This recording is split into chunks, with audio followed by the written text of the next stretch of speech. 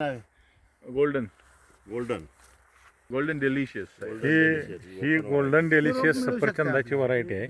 ही non patented आहे, free आहे आणि ह्याला पण रुस्टॉकचा वापर केलेला आहे. आणि जर विचार केला तर इकडं चांगलं उत्पादन आहे. ही रॉयल गाला म्हणून ही व्हरायटी आहे सफरचंदाची आणि ही पेटेंटेड व्हरायटी आहे. वन टाईम ह्याचा पेटंट द्यावा लागतो आणि ह्याचं सगळ्यात महत्त्वाचं की ह्याला लाग चांगला आहे आणि ह्याला कलर एक असा रॅडिश कलर ह्या व्हरायटीला चांगला येतो सुरुवातीपासूनच असं दिसतंय. ही असा रॅडिश कलर आहे बघा ही सफरचंदाला.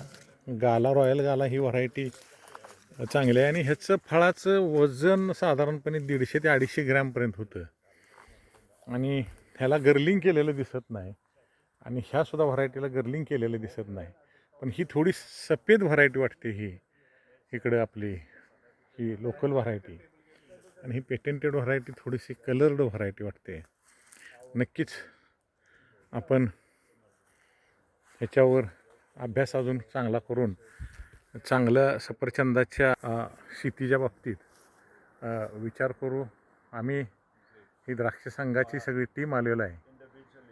आमच्या संघाचे अध्यक्ष कैलास काका आहेत, भोसले नाशिकचे, मी उपाध्यक्ष महाराष्ट्र राज्य द्राक्ष संघाचा मारुती चव्हाण, खजिनदार शिवाजीराव पवार, अभि कांचन आणि संचालक आनंद कबाडे आणि दुसरे आमच्याबरोबर सहकारी मित्र ज्यांनी आम्हाला ही फार्म दाखवला आणि सफरचंद आणि पेरचे सल्लागार कुबोस बोतमा आपल्या त्यांना महाराष्ट्राच्या आणि सांगलीच्या बरेच जमिनीची वातावरणाची सगळी माहिती आहे त्यांना, कारण की द्राक्षात बरंच काम त्यांनी कन्सल्टन्सी केलेले आहे आणि ही कन्सल्टन्सी सफरचंद आणि पेरवर पण करतात.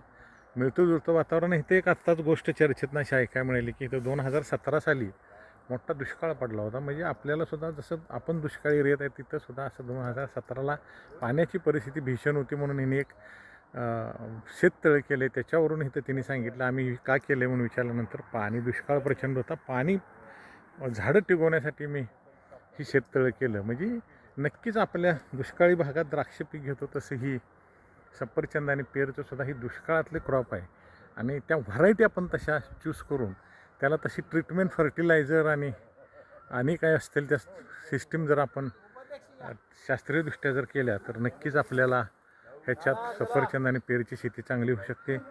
मी मारुती चव्हाण, पलूस तालुका पलूस, जिल्हा सांगली, महाराष्ट्र. माझा मोबाईल नंबर आहे 99 75 032 179. ओके, थँक्यू, धन्यवाद. जय हिंद, जय महाराष्ट्र.